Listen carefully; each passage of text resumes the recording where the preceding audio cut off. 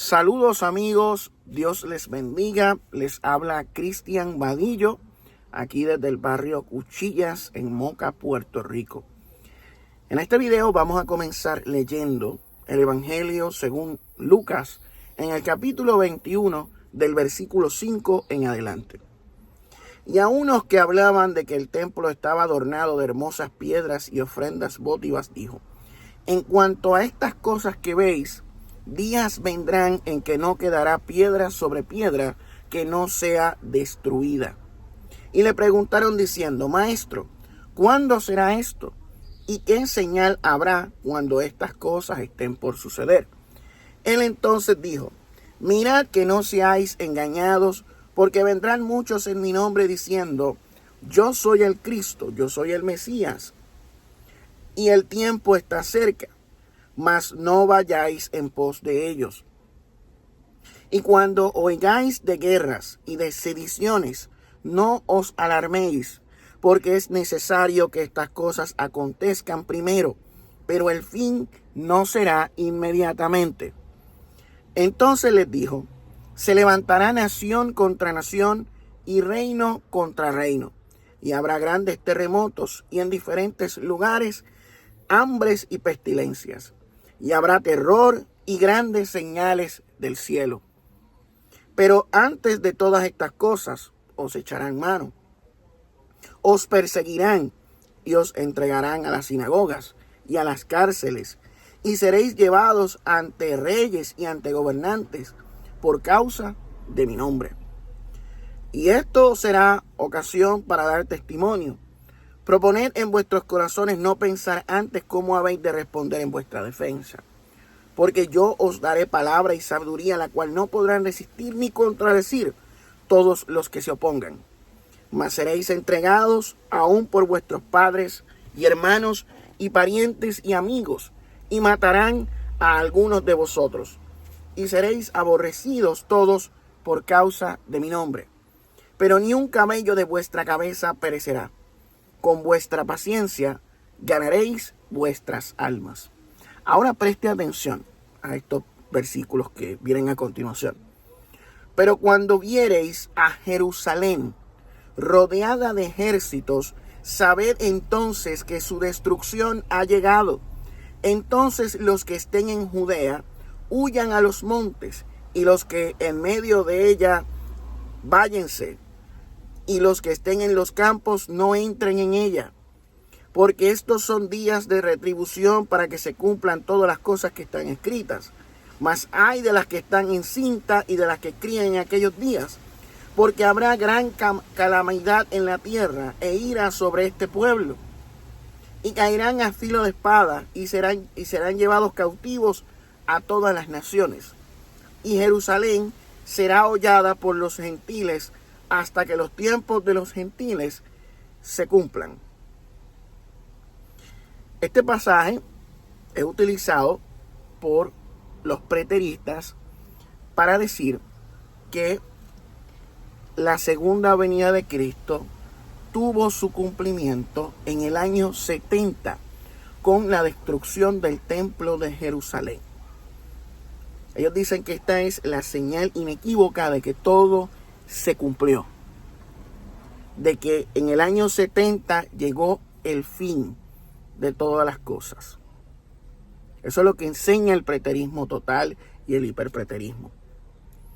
Sin embargo, la historia nos muestra que después de esta gran rebelión, esta guerra judía contra los romanos, que comenzó en el año 66 hasta el año 72, en el año 70 destruyen el templo de Jerusalén, pero la guerra continuó hasta el año 72, donde ocurrió la tragedia de Masada, donde mucha gente acabó con su vida lanzándose de las montañas. Sucedieron otras revueltas, las guerras de Quito en el 115 por ahí aproximadamente, y la rebelión o revuelta de Bar Kokhba, que es lo que vamos a estar hablando en este video. la rebelión de Bar Kokhba. Simón Bar Kokhba o Bar Kokhbas fue un líder judío que dirigió en el año 132 la que es conocida como la rebelión de Bar Kokhba contra el Imperio Romano, estableciendo un estado judío independiente que dirigió durante 3 años como príncipe. Luego de la destrucción del Templo de Jerusalén y todo lo que ocurrió en el año 70, ocurrió otra rebelión, otra guerra, liderada por Simón Bar Kokhba, que tuvo éxito, que sacó a los romanos de Jerusalén, que gobernó por 3 años como un príncipe, hasta ser derrotado por los romanos en el año 135, 3 años después. Reprimida la rebelión de Bar Kokhba, resultó muerto en el asalto final a la fortaleza de Betar. En las cartas y documentos de su administración, algunos de su puño y letra, aparece en hebreo y arameo Shimón, o bien como Bar Kokhba, y también en griego Simón Kokhba.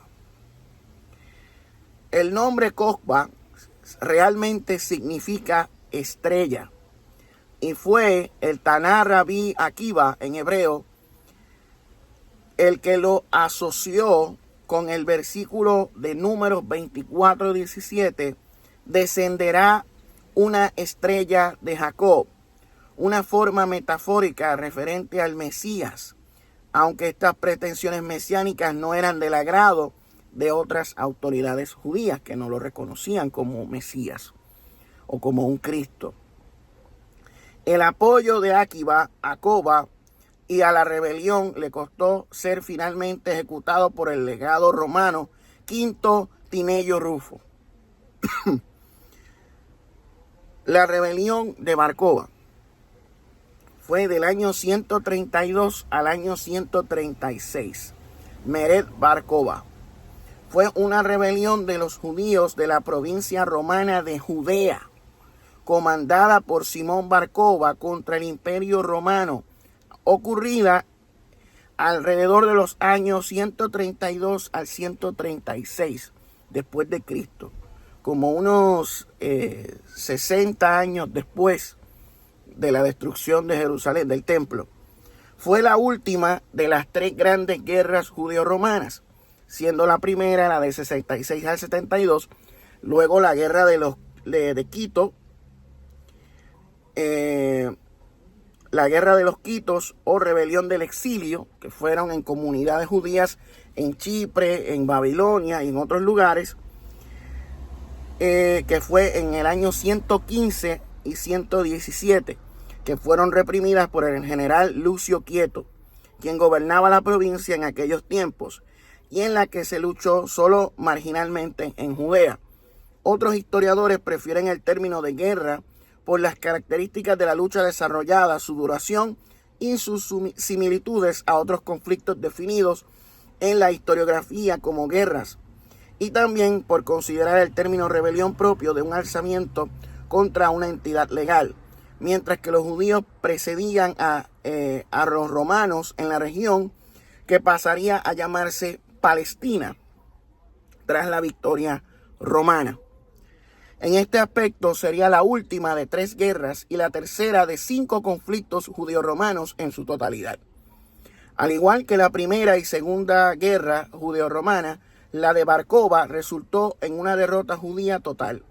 El propio Bar Kokhba murió a manos de tropas romanas en la antigua ciudad de Betar en el año 135, y los rebeldes judíos que quedaron tras su muerte fueron todos dados de baja o esclavizados en los meses que siguieron.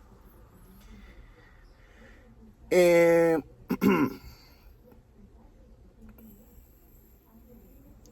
gobierno romano en Judea no era bien recibido entre la población judía, en particular tras la destrucción del segundo templo de Jerusalén durante el sitio romano de la ciudad en el año 70.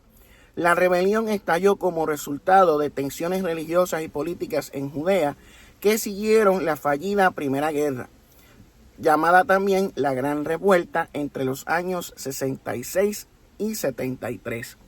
Estas tensiones estaban relacionadas con el establecimiento de una gran presencia militar romana en Judea, cambios en la vida administrativa y la economía, junto con el estallido y supresión de rebeliones desde Mesopotamia hasta Libia y Cirenaica. Las razones más próximas parecen haber sido la construcción de una nueva ciudad, Aelia Capitolina, sobre las ruinas de Jerusalén, y la construcción de un templo a Júpiter sobre el monte del templo. Los padres de la iglesia y la literatura rabínica enfatizan el papel de Quinto Tineo Rufo, gobernador de Judea, en provocar la rebelión. La naturaleza carismática y mesiánica de Bar Kokhba, el enigmático líder militar de la rebelión, puede haber sido un factor importante en la popularización de la revuelta a lo largo de toda Judea. En el año 132, la rebelión liderada por Bar Kokhba se difundió rápidamente desde Judea central a lo largo del país, aislando a la guarnición romana en Aelia Capitolina, Jerusalén. A Quinto Tineo Rufo, el gobernador provincial al momento del alzamiento, se le atribuyó el fracaso en derrotarla en esta fase temprana. El último registro de Rufo apareció en el 132, el primer año de la rebelión, y no se sabe con certeza si murió o fue reemplazado. A pesar de la llegada de refuerzos romanos significativos desde Siria, Egipto y Arabia, las victorias rebeldes iniciales sobre los romanos establecieron un estado independiente sobre la mayoría de partes de la provincia de Judea por más de 2 años, mientras Simón Bar Kokhba asumía el título de príncipe. Además de liderar la rebelión, muchos judíos, por ejemplo el rabí Akiva, le consideraban el Mesías, quien restauraría la independencia nacional. Sin embargo, estos reveses llevaron a que el emperador Adriano, el emperador romano en aquel entonces, reuniera un ejército romano a gran escala de todas las esquinas del imperio, que invadió Judea en el año 134, bajo el comando del general Sexto Julio Severo. El ejército romano estaba compuesto de 6 legiones completas con auxiliares y elementos de hasta 6 legiones adicionales que finalmente lograron aplastar la rebelión. La rebelión de Bar Kokhba resultó en la extensa despoblación de las comunidades judías, mucho más que durante la primera guerra judeo-romana en el año 70. Esto fue más, hubo más despoblación que en aquella ocasión. De acuerdo con Dion Casio, 580,000 judíos murieron en la guerra, o sea, más de 500,000, y muchos más murieron de hambre o enfermedad. Además, muchos prisioneros de guerra fueron vendidos como esclavos. Las comunidades de Judea fueron devastadas a un grado que algunos académicos lo describen como un genocidio. Sin embargo, la población judía se mantuvo fuerte en otras partes de Palestina, particularmente en Galilea, que pasó a convertirse en el centro de la sociedad judía, en el Golán, el valle de Bet-Shean y los bordes oriental, sur y occidentales de Judea. También se considera que el número de bajas entre los romanos fue alto. La legión 12 dioteriana desapareció después de varias pérdidas serias. Además, algunos historiadores afirman que la desintegración de la legión 9 hispana a mediados del siglo II podría haber sido resultado de esta guerra. En un intento por borrar cualquier memoria de Judea, del Israel antiguo, el emperador Adriano borró el nombre del mapa y lo reemplazó por el de Siria-Palestina. Sin embargo, la evidencia vinculando a Adriano con el cambio del nombre es solo circunstancial y la fecha precisa se desconoce. La idea común de que el cambio se hizo con la intención de cortar la conexión de los judíos con su tierra natal es motivo de debate. La rebelión de Bar Kokhba influyó inmensamente en el curso de la historia judía y la filosofía de la religión judía, a pesar de que la persecución contra los judíos disminuyó tras la muerte de Adriano en el 138, los romanos prohibieron a los judíos entrar a Jerusalén, excepto para celebrar el Tisha B'Av. La revuelta de Bar Kokhba también tuvo ramificaciones filosóficas y religiosas. El mesianismo judío se hizo abstracto y se espiritualizó, y el pensamiento político rabínico se volvió profundamente cauto y conservador. El Talmud, por ejemplo, se refiere a Bar Kokhba como Ben Kusiba, un término derogatorio usado para indicar que era un falso mesías. La rebelión estuvo entre los eventos claves en diferenciar al cristianismo primitivo como una religión distinta del judaísmo. Si bien los cristianos judíos consideraban a Jesús el Mesías y no apoyaron a Bar Kokhba, se les prohibió la entrada a Jerusalén junto con los otros judíos. Esto sucedió después, como 60 años después o 70 años después de la destrucción de Jerusalén, del templo. ¿Cómo el preterismo responde a esto? El preterismo arbitrariamente dice que el fin llegó en el 70, pues ¿qué hacemos con la rebelión de Bar Kokhba? Mire, este Estado soberano judío se restauró en los siguientes 2 años y medio. La administración pública estaba encabezada por Simón Bar Kokhba, que tomó el título de príncipe de Israel. Se anunció la era de la redención de Israel. Se realizaron contratos y se emitieron monedas de cobre y plata en gran cantidad con la correspondiente inscripción. Rabbi Akiva presidía el Sanedrín. Se celebraban servicios religiosos y se reanudaron los korbanot, sacrificios rituales de animales y otras ofrendas.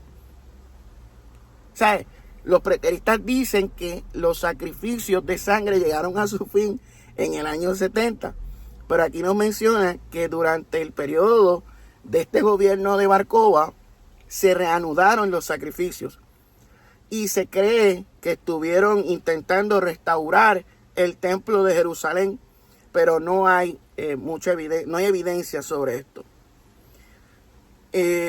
Esto tuvo una importancia histórica, ¿sabe?, en la comprensión del mesianismo judío, en el cristianismo. Esto fue algo tremendo.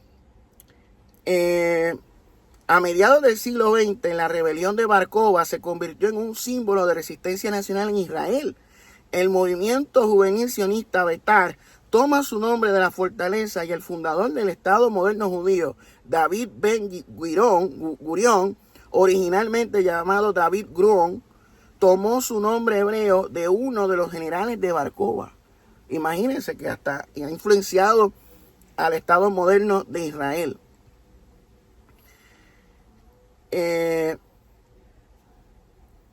Vamos a leer esto interesante en un artículo que conseguí sobre la rebelión de Bar Kokhba y cómo esta choca con la idea del preterismo total. Uno de los problemas que tengo, dice este autor, con el preterismo es la forma en que los preteristas señalan de manera selectiva y arbitraria la caída de Jerusalén en el año 70 después de Cristo como el juicio de Dios sobre el Israel apóstata.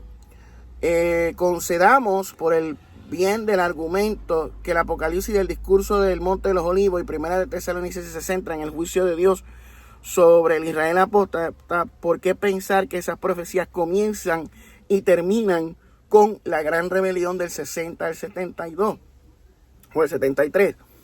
Por lo que ha leído este autor, la revuelta de Bar Kokhba del 132 al 135 fue al menos tan devastadora como la gran rebelión.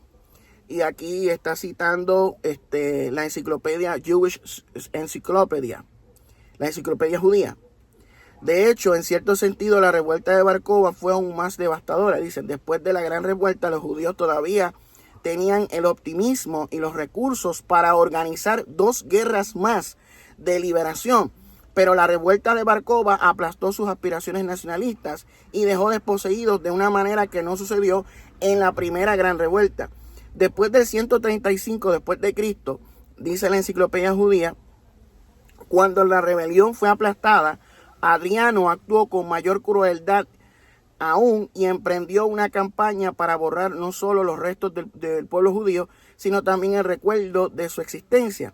En efecto, decidió resolver el problema judío, dice acá, de una vez por todas. Se dio cuenta de que la solución al problema no consistía solo en matar, sino en destruir la religión. Mientras los judíos tuvieran su religión, nadie sería capaz de erradicarlos por completo. Por ello, promulgó decretos que proscribían al judaísmo bajo pena de muerte. Los decretos de Adriano fueron los más temibles de la historia contra el pueblo judío. Enseñar la Torá era el peor crimen que un judío podía cometer en esa circunstancia. La tradición está llena de historias sobre los 10 mártires asesinados por el gobierno romano. Esto ocurrió durante el reinado de Adriano.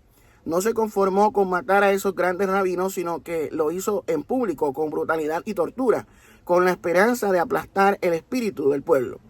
El más importante de los mártires fue el rabino Akiba.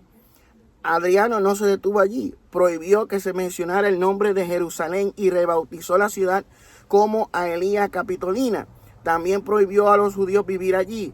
Lo más notable de todo es que empleó un ejército de esclavos para arar el monte del templo. Simplemente lo bajó casi 300 metros. Cuando uno va a Jerusalén hoy en día, las montañas que rodean el monte del templo, el monte de los olivos, el monte Scopus, son más altas. Sin embargo, antes de Adriano, el monte Moría, la montaña sobre la que se alzaba el templo, era la montaña más alta de la zona. Adriano reconstruyó literalmente el paisaje para demostrar que los judíos que nunca sería reconstruido nuevamente el templo de Jerusalén. En general, Adriano desató un reinado de persecución de 8 a 10 años después de la derrota de Bar Kokhba, casi sin ningún parangón en la historia judía. No terminó hasta la muerte de Adriano. Su sucesor, Antonino el Piadoso, no solo revocó sus decretos, sino que fue muy benévolo con los judíos. Aún así, el pueblo judío, después de Adriano, fue aplastado hasta casi quedar irreconocible. La derrota de Bar Kokhba marcó el fin de cualquier tipo de autonomía judía hasta el siglo XX, que se funda el Estado moderno de Israel. O sea que después de la destrucción de Jerusalén, del templo, en el año 70, después de Masada en el 72, décadas después, unos 70 años después, se reorganizaron los judíos y llevaron a cabo otra rebelión, otra revuelta. Se organizaron miles y miles de hombres liderados por Bar Kokhba para expulsar a los romanos de Judea y tomar Jerusalén. Se reanudaron los sacrificios de animales. Se hicieron monedas de cobre con la imagen de Bar Kokhba.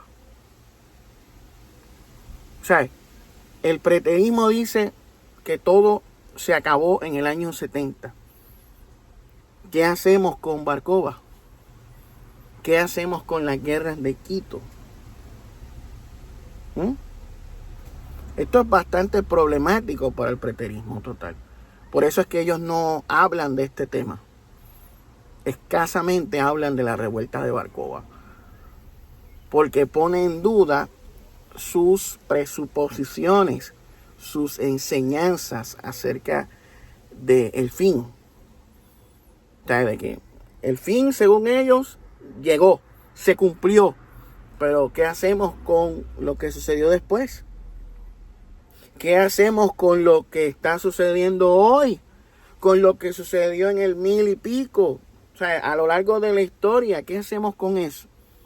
Todas las guerras que se han dado en Jerusalén hasta los días de hoy. sea, es problemático para el preterismo. Entonces, ellos dicen que en el 70 ocurrió la resurrección. Ocurrió la resurrección, la transformación de lo corruptible a lo incorruptible, de lo mortal a lo inmortal. Ya llegó el cielo nuevo y la tierra nueva. Ya no hay necesidad de predicar el evangelio, porque ya vino el fin. Ya no hay necesidad de discipular a las naciones, bautizándolos en el nombre del Padre, del Hijo y del Espíritu Santo. Ya la gran comisión tuvo su efecto. La Eucaristía o la Cena del Señor, donde se proclama la muerte de Cristo hasta que Él venga. Si ya Él vino, ya no hay necesidad de realizar estos sacramentos. Ya la iglesia dejó de ser. Los ministerios del pastorado, el evangelismo, todo eso ya no tiene razón de ser si Cristo ya regresó y restaurado todas las cosas. La iglesia no tiene motivo, razón y circunstancia de existir. Si el preterismo total tiene la razón. Esas son las implicaciones. ¿Cuál es la esperanza que brinda el preterismo total a las personas que están sufriendo en la actualidad? O sea, cómo el preterismo total responde a la violencia, a la crueldad, a la injusticia, al abuso infantil, la violencia doméstica, a las violaciones, a las torturas de niños, a la trata humana. ¿Cómo responde el preterismo total a eso? A la maldad en el mundo.